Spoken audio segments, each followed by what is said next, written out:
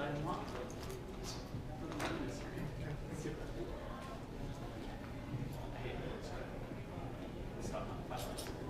Is the microphone working? Can all of you hear us with or without the microphone? Huh? You have to clean your ears out. That's part of the convention etiquette. Oh, not here. Not here. Sorry.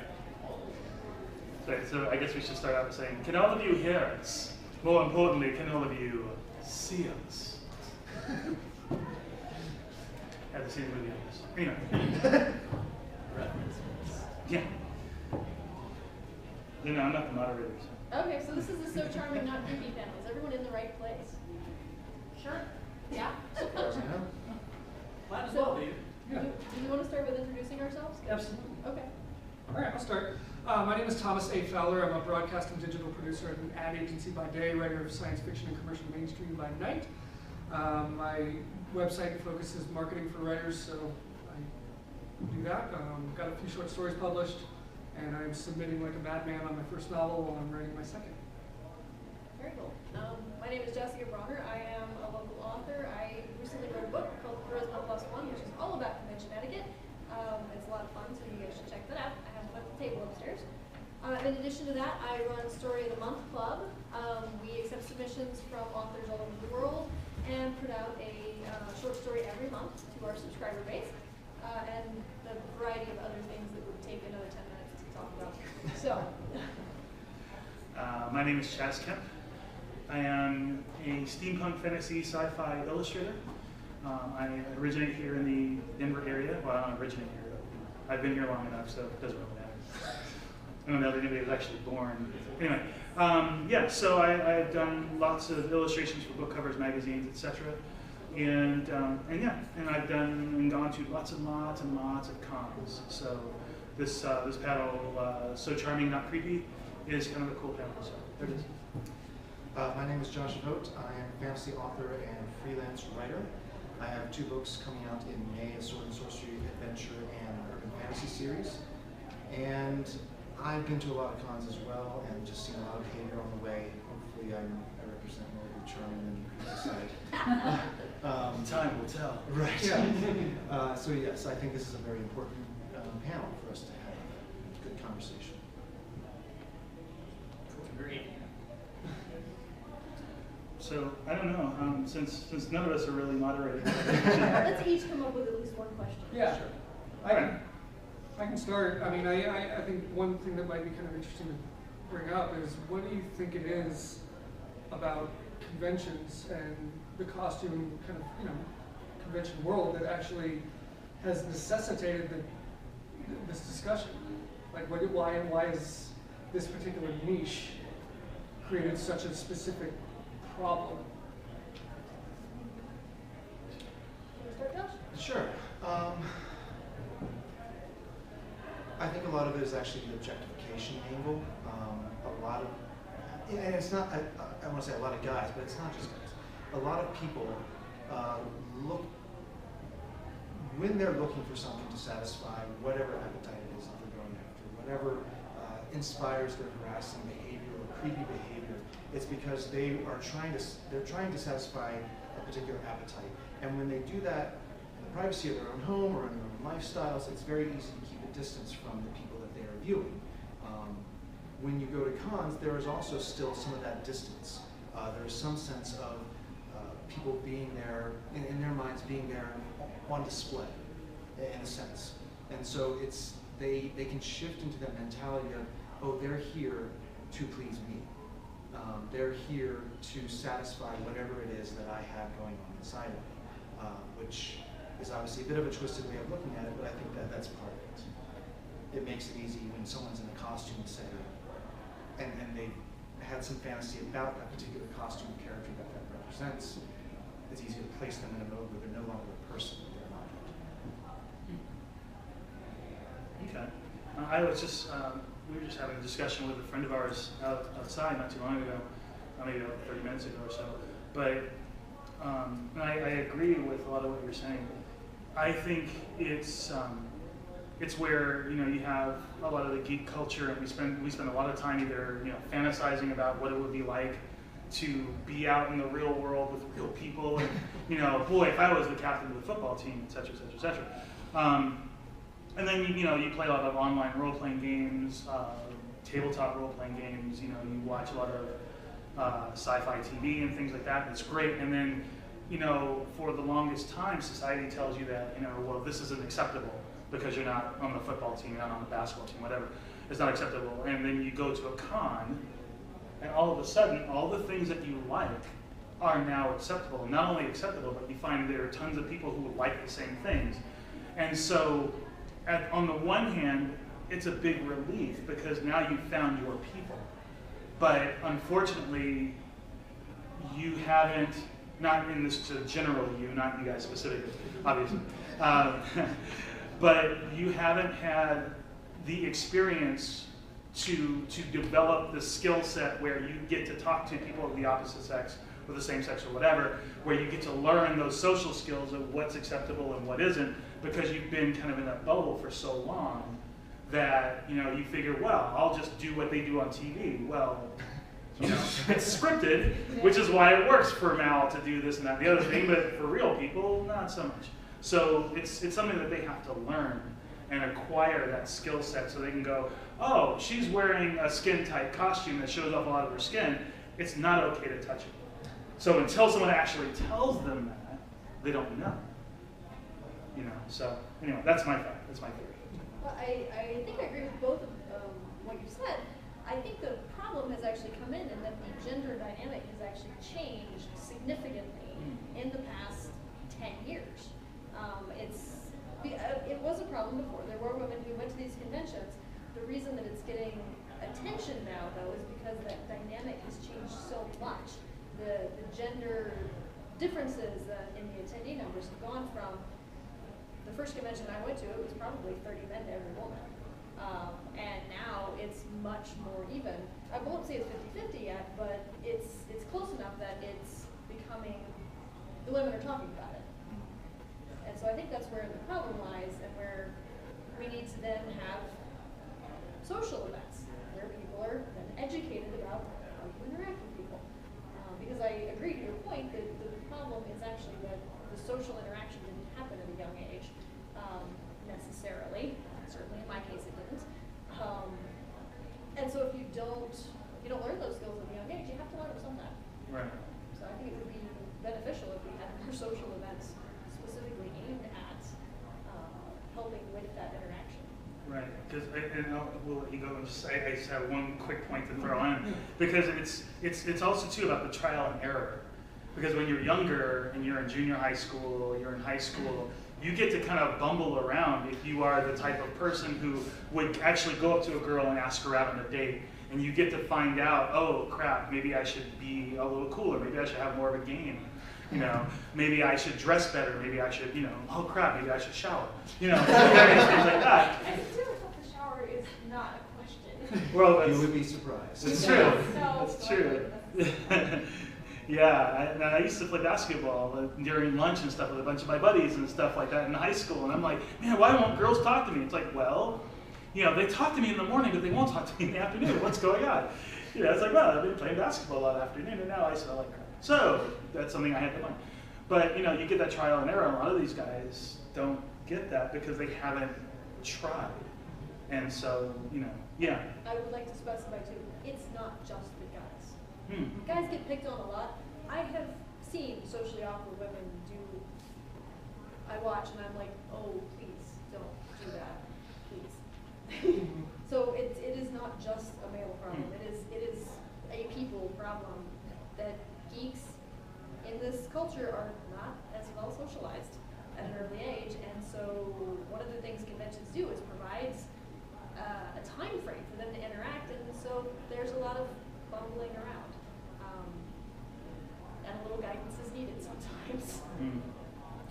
And I mean, I'm actually going to ask another question because I'm just kind of curious too. Like, one thing I've also noticed too is that, like, with conventions, I mean, this convention is organized by a female. I believe Myths and Legends Con here in Colorado also. And you're starting to see a lot of women take almost more leadership roles in the convention world. So do you think that that is also sort of igniting the conversation in a better way? I mean, one, I agree with you because I was like that too, being very polite and things like that. And it's not a matter of being too polite, but it was like, it floors me how gamer guys can be creepy and, you know, aggressively creepy and things like that, because it's like, wow, you know, it used to be where we would have D&D games and be like, yeah, man, it'd be really great if we had girls to play with too. That would be sweet. We treat them like queens. It'd be fantastic. And we would treat them all really well. So I don't. It's so weird to me that it's happening. You know, maybe I'm old school. No, I'm in the same boat. I never dated a girl who games, but man, if I had found one, I would have just gone. I would have been in heaven. Right? Exactly. It would have been like a privilege. Yeah, absolutely. But to go back to your point, one of the things that I know, as far as between creepy and not creepy, sometimes I think, and this is me playing devil's advocate, I think it's a matter of who it is that's doing the behavior sometimes. Because if it's somebody like you, who's obviously, you know, nice and buff and handsome, you know, going up to a girl, making eye contact and, you know, things like that, and saying, hey, you know, I'd like to kidnap you for lunch, you know, most girls would be like, sure. Right? I disagree on that point. Huh? I thoroughly disagree on that point. I actually had a guy who was physically, yes, he was aesthetically pleasing, taller, slightly muscled, nice hair, smelled okay. And it's important. It's 6'2", he was pretty not too high. Cancer. Well, no, mostly I'm okay with being colorblind. When they get short, I'm just like, oh honey, no, I just don't understand. It's not mine. But you're saying that didn't yeah, happen. no, he was very persistent. He I had seen him a couple times around the con, not anything like he was following me or anything. And then like he was talking to me, we were having this really nice conversation, and then it got creepy. Just like it was like there was a little switch, and I'm just kind of sitting here going, buddy, you need to back off. I don't care what you look like. I don't care what we've been talking about. I don't care that you seem to have some semblance of a brain part of the time. No, bye-bye. Shoot. Interesting. Okay. I stand corrected. Aesthetics are not the key. It's the intent. It's what they talk about. It's How they and talk this. about it. Well, that and the big thing I noticed with social awkward versus creepy is tone of voice.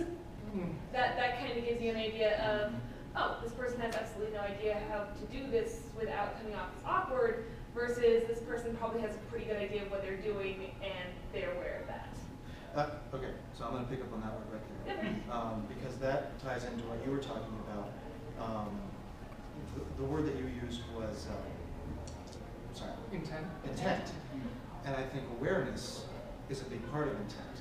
Because and this may be semantics, but I think there's a difference between creepy behavior and a creep.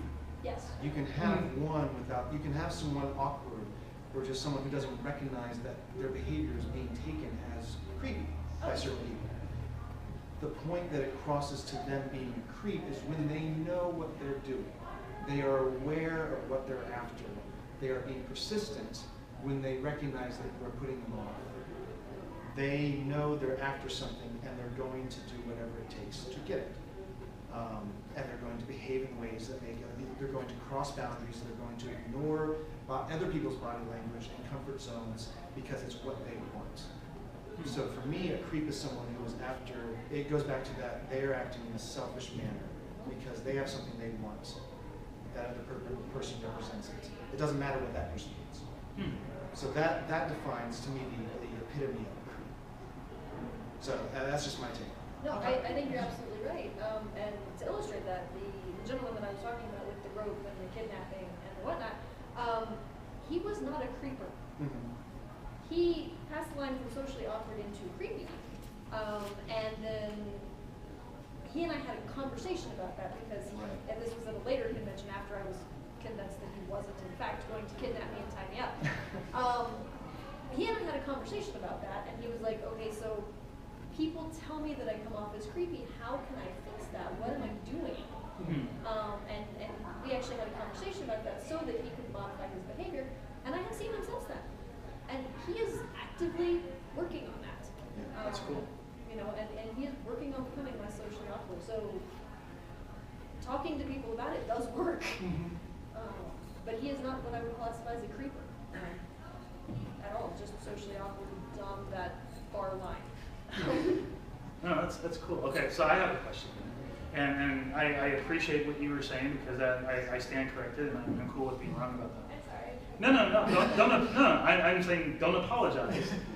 I am happy that you clarified that because that was in my head was like, well, you know, if it was, you know, I don't know, Johnny Depp was doing that, then maybe that would make all the difference, but. Okay, bad example. All right, so, here's my question. You had mentioned there was a point where you guys are having a normal conversation and then things got creepy. I am curious as to what it is that a person does besides some of the obvious, like standing too close, you know, continually staring at your breasts, or if it's a girl staring at a guy, you know, the other place, that kind of thing. So some of those things are obvious, but what would be some of the non-physical cues that would alert you that a person is not someone you want to hang out with? And giving you their hotel number? Or Or, yeah, I mean, that's an extreme, but suggestions of ways to get along, like, or hey, let's go find a bar, or, you know, can I buy you a drink, or 5, or, you know, I think it's just those suggestions. And it could be, go ahead. Sort of, I mean. well, yes and no, because can I buy you a drink is actually a nice way to go. That's not creepy. Right. Can I take you back to my hotel room? Right. I have liquor up in my hotel room. I have liquor up in my hotel room. Totally creepy. Can I go to a bar and buy you a drink? Not as creepy. No, totally. Well, and I think it also goes back to intent and awareness, because it can be one of those things where if somebody asks, hey, can I take a picture with you, that's great. But then obviously you can almost have some of those indicators that somebody's maybe testing the waters when they, you know, say like, can we take a picture, and they agree, but then they say like, well, get in here a little bit closer, come on. Or, you know, and then try to get their arm around you, etc. There are certain key thresholds and points where they'll try for something that's very acceptable, normal, but then they will begin Pushing the line. yeah, exactly, seeing if they can go one step further, and then go another, you know, etc. And that can sometimes be that threshold where you can start to see it. And sometimes it is intent and that awareness too, because sometimes they're very aware of subtle ways to ask for those things that wouldn't be the obvious thing, you know, like, you know, do you want to come up to my room, or, you know, do you want to, yeah, you know, see what it looks like, etc. Those are terrible examples and shows you how bad I am at that, which is good. I've heard all of those. Yeah. So. I'm sorry. You know. Yeah, exactly. So, But I think that sometimes it can be that subtle where it's just somebody saying, you know, bringing it a little bit closer to the picture, or something like that, or can I pick you up? right. You know, to hold you for the picture or something. Funny story about that. I think to summarize what all of you are saying, anytime someone's out of their comfort zone, because it doesn't necessarily need to be that take you back to my room, but can I introduce you to my friends? Suddenly you're away from your comfort zone, and now you're surrounded by possibly a group of individuals who might have other malicious intent. That can also really put you out of your comfort zone, someplace where you feel safe. So anytime like that. And everyone's going to have different comfort zones and different thresholds, and it's whether or not the person, when they become aware of that. And part of keeping yourself safe is making it clear when your comfort zones are being pushed, or when you're not okay with what's going on. Then that's your choice. It's now their choice to decide, okay, how do I respond to that, and how do I react to it? And that reaction is going to determine whether it turns creepy or not. Yes. I know those reactions are typically when it does turn creepy. You say, no, I'm meeting a friend, or somebody's waiting on me. Well, no, let's go, you know, do this, let's meet my friends, whatever it is. It's that element of trying to isolate you. And that's one of those major warnings, at least for me, is that this person's trying to pull me away, they're trying to isolate me. That's where my comfort line is. Absolutely. Would you say that would almost be kind of like, if we're looking for like the baseline definition, would be where they are persistent in trying to control circumstances? Oh yes, definitely. That would be like the Basically. one sentence, yeah, the briefest summary possible. If I keep following down this path, I have no control at that point, and that's not a position I want to be in. You know, I get that. I think, to be honest, and I've been on the other side of this with people taking pictures of like my girlfriend and stuff, where it's been a guy, one photographer who's constantly taking 20, 30, 40 pictures of my girlfriend. And I'm like, okay, I don't know how you feel, but that's creeping me out. Yeah. You know, so I don't know. I mean, how do you guys feel about that? Is that, do you guys feel like that's over the line, or, I mean, I don't know, what do you think? The photographer in question, yeah. It really depends. For me, it's, if I know the photographer, it's not as bad.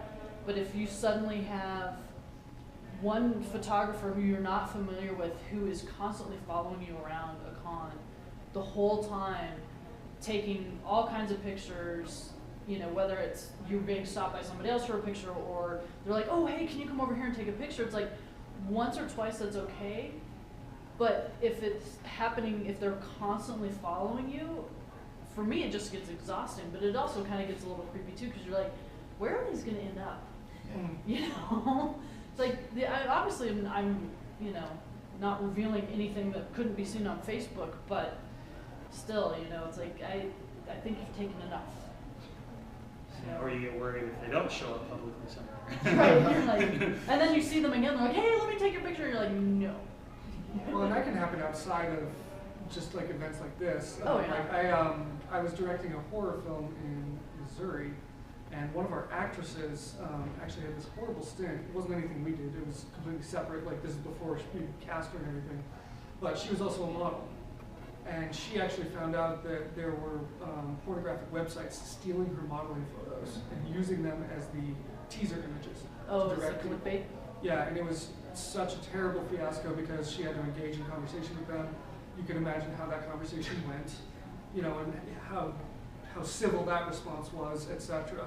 And it was one of the harder situations she ever had to deal with, to the point that she slowed down on her modeling gigs. Is in the point that it started controlling how she took jobs. Yeah. And that's terrible. Mm-hmm. That's miserable when the thing that you're doing that is paying your bills and that you enjoy doing. She loves acting, she loves singing. I think, I can't remember what else she did, but you know, she also did, you know, modeling, and it wasn't pornographic in nature. It was your standard modeling gigs, but she found out they were getting hacked.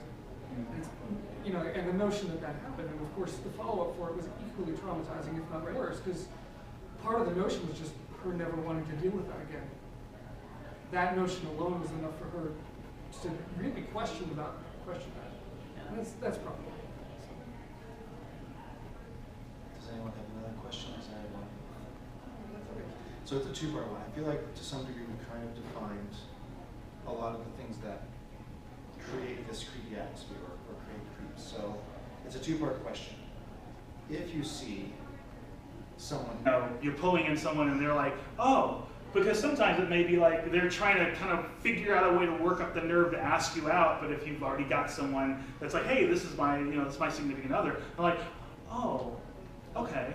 Well, hey, great to meet you and whatever, and it allows them to save face, which is a Japanese term, which I'm sure you guys are all familiar with.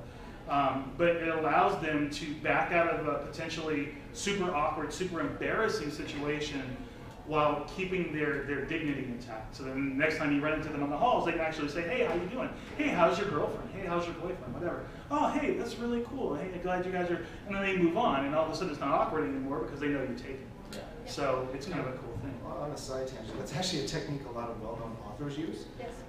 Because just at the last panel I was, or not the last panel, the last convention I was at, one of the big authors we had, we realized that he had been talking to the same fan for 20 minutes.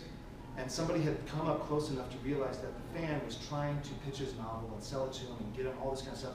And like one of the other booth workers was just like, you know, like cut him off, you know. And so one of the other guys in the booth was like, oh, hey, by the way, your panel's in 2 seconds. You got to run and get it. So he was able to leave, being polite. And so that technique works in a lot of situations. It does. It really does. Having signals and having safe words.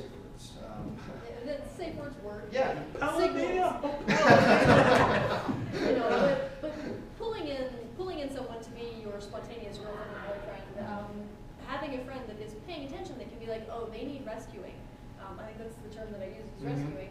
And, you know, it can be, hey, your panel is about to start, or hey, we're supposed to meet our friends for dinner, or you know, any number of things that basically disengages from the other person and then you guide them away. Right, exactly, and it helps. As far as like getting together with someone that you know, as opposed to someone you don't know, I don't know that there's a way that you can really do, like have an intervention with someone you don't really know. Right. That's That's tough. the level of trust. Yeah, but if it's somebody you know, I'd say yeah, take them out to coffee or something like that. He or she, I keep thinking the guy is the creeper, and I apologize. They can be women. Yes, and I understand that. I had a woman at the Ren Fair who came up to me after like the 5th year of me seeing her around fair, comes up and she finally admits that, you know, she has a whole wall of pictures of me on her wall, and I was like, wow. Yeah, it's like I'm almost flattered. Slightly. Yeah, but you know, it was just kind of a weird thing. But she was always kind of nice. She kept her distance, and so I was able to say, "Wow, man, I'm really honored. Thank you so much." And you know, the fact that you have a whole wall of me that's dedication. You know, it's like I'm looking over at a friend of mine that was walking by, and she was an ex-girlfriend even, and I'm like, you know, yeah, that's really cool. That's, you know, and she comes over, it's like, honey, well, you know, we have to get going. I'm like, oh crap, I'm sorry, I you know, right, we do have to get going. Sorry, okay, bye. You know, and I was like, you know, because she had a stick and everything. Don't hit me. I saw misery. Don't But yeah, but with somebody you know, yeah, take them out to coffee or something, like he or she out to coffee, and say, you know, I really want to talk to you about how you're coming across to people that you're interested in, and maybe why things haven't been working out so well for you. I know that's really been bugging you. Maybe I could help you out because I've noticed a couple of things, and hopefully you won't take this the wrong way. But and then you launch into it, hopefully sparing your feelings, but you know, having to be brutally honest at the same time. And that's tough. That's tough to do with friends you've known for years. So I don't know. I know your mileage may vary, I guess. Yeah. You know, but it's got to be done. It's got to be said. I saw your hand up. Yes, I feel like you better directly here. There was a question I wanted to pose to panel just because it was kind of a topic for a minute.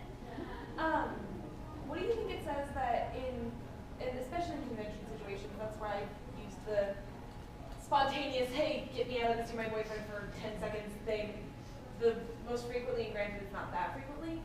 What do you think it says about geeks where it's not socially awkward, it's not saving face, it is someone who's pushing those boundaries, that having somebody to say, no, I'm taken, this is my person, works better than just saying, sorry, no, you need to back off? I'd say it's your call. If you're thinking that the person might be a little socially awkward and that they're really somewhat harmless, then pulling in someone to do that to help save face is probably good. If someone, I think, and this is me, if someone is pushing that boundary to the point where it's really making you uncomfortable and it seems really dangerous to you, then absolutely say, look, this is making me really uncomfortable. I'm going to go now. Well, that's kind of why I posed the question, because I've been in both situations. At one point in time, there was another gentleman at another panel, or not panel, but a convention, who thought it was okay to try and grope me without more than 2 minutes of conversation. And granted, this is a Rocky Horror Picture showing, and yada yada. And I kind of understand that if you're like friends and it's just joking and you know each other, and it's my best friend who's I've known for 15 years doing it. But yeah, I gave him a good sized bruise. Good. Yeah, I'm That's glad a we good did. response, absolutely. Yeah, and I think that boils back to the intent and awareness. You know, I think if it is something where it's somebody who's socially awkward and just doesn't understand, you know, the cues and actually the context of what they're saying and what it might mean, then I think that is a little bit better context for, you know, the swoop-in approach. But I think when you do start seeing some of the awkward thresholds where you can tell somebody's testing the waters, really trying to see what they can almost get away with, I think that's when it could, you know, be grounds for a little bit more clarity and forwardness. You know, that's just a personal opinion. I'm open to being told I'm wrong or whatever the case might be. But I may have heard your question differently than the rest of the panelists, so I want to clarify. Were you asking what it is in geek culture that causes people to not accept no? No, I was wondering what is your opinion of the fact that having someone to get you out of a situation, or even if somebody's creeping saying, no, this is my boyfriend, I'm taken, sorry, works better than just saying, I'm not interested, you need to not be here. Saying no is not as effective as no, there's somebody else. Because my opinion is that frequently people want a reason for the no. They don't want it to just be no. They want to know why there's a no. And so if the no is, I am attached to this other person, that's a pretty clear no. If it's a, no, I just don't like you, that's honestly not a concrete enough reason because you could change your opinion. In their mind. In Yeah, their mind. Right, I'm not saying yeah. you would change your opinion. It's a but you personal could change versus it. impersonal. It's personal versus impersonal. It could be a locked decision from your point, but for somebody with that sort of intent. Right, it's Yeah. Yeah, it's almost like, oh, so there's a chance. So you're saying it's not a complete 100% no. Yeah. You're saying there's a chance. Yeah. Yes, I get that all the time. It's very good frustrating. Yeah. But yeah, and I've had girls say that to me even when I was in high school and stuff like that. Regardless of whether there was anybody else around, I mean, I was fumbling, awkward, whatever. But I've had girls say to me, hey, you're a really cool guy and everything like that. And man, I would go for you in a second if I didn't already have a boyfriend. Whether they did or not, I had no clue. But that was enough for me to say, oh, okay, you're taken already. Oh, okay, well, hey, cool, all right, well, I understand. Okay, cool, and then you go on your way. And it's, it wasn't embarrassing for me. It wasn't like, no, because we don't like you or whatever. It was more like a really cool letdown to say, I'm not interested, I won't be interested because I love my boyfriend or girlfriend or whatever. And it's cool, it's a nice way of doing that. Now, if they're still persistent after that, that's when you say, and not only that, but, not in a million years, just no. So I have a caveat to this. I was actually married when I first started doing and I would return to the same convention year after year. And I was actually married. My husband was there with me. And so one of the things I got in the habit of doing back in those days was if I got an offer from somebody, inappropriate or not, I would say, oh, I'm sorry, I can't, I'm married. Well, then I got divorced. And I went back to these conventions where I had been going for years and years, and these same people kept showing up and kept showing up. And then I was suddenly divorced and available. So you want to be careful about how you do it. It's great for like an instant situation. I am all in favor of that. If it's the same person over and over making the offer, you might want to find a different reason. On the topic of either A, grabbing someone and pretending, or B, telling them that you're taken, but not truthfully so. I read something pretty interesting about how, and I'm going to use the pronouns, it was a woman telling another man that she had a boyfriend, but the opposite. I read that by doing that falsely, what she's doing is rather than giving the person a reason to stop, she's Whatever boundary they put up, that's going to turn it concretely, that's where you step in. To that point, it's if you're willing to take that leap, which is great, because you never know unless you ask.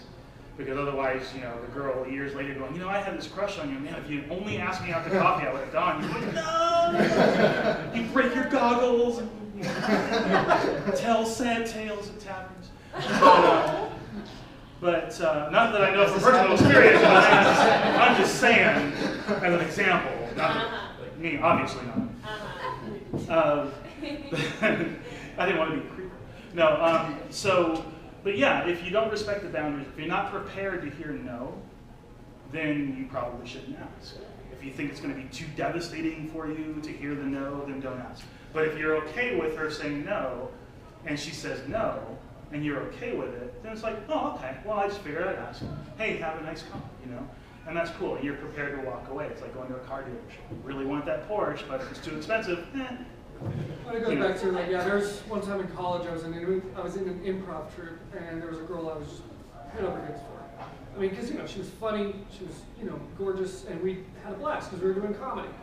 And it got to the point where it built and built and built to the point that I basically did like the romantic monologue at the end of the movie, only it didn't work. Did you hold a boombox? I didn't hold a boombox. Another missed opportunity. Yeah, I didn't have props or weather helping me out. That may have been a factor, I don't know. But, it was one of those things she said no. She said, like, I love hanging out with you, I love being a friend, and that was it. And we still are friends now.